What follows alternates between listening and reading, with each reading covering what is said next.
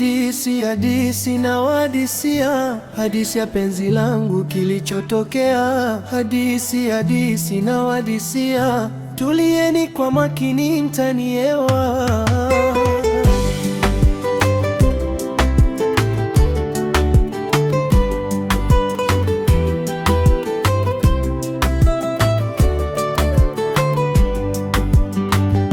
Bora nisingekutana naye, bora nisingejuana naye, bora nisingemweka moyoni, bora nisingempenda.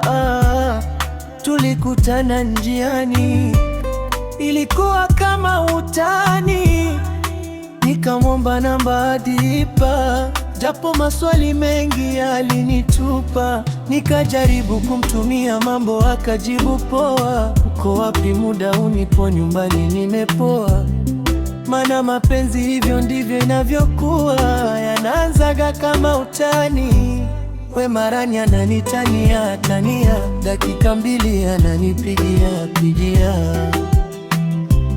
Wivu kwa mbali, simu zake nisipopokea nipigia.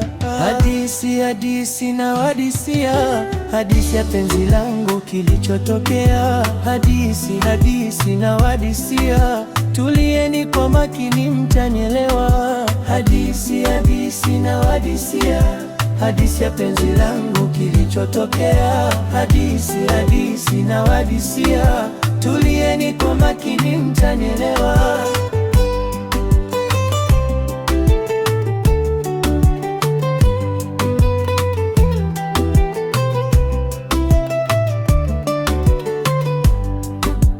Mwanzo wa mapenzi siku zote waga furaha, ila mapenzi yakifika mwisho waga kara.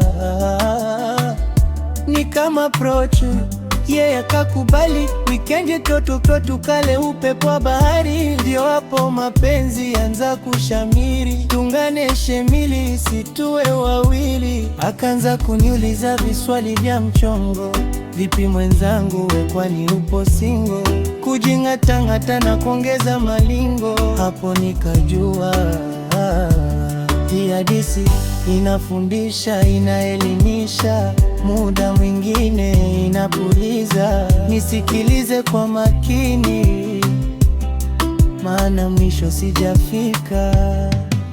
Hadisi na wadisia, hadisi ya penzi langu kilichotokea. Hadisi na wadisia, tulieni kwa makini mtanielewa.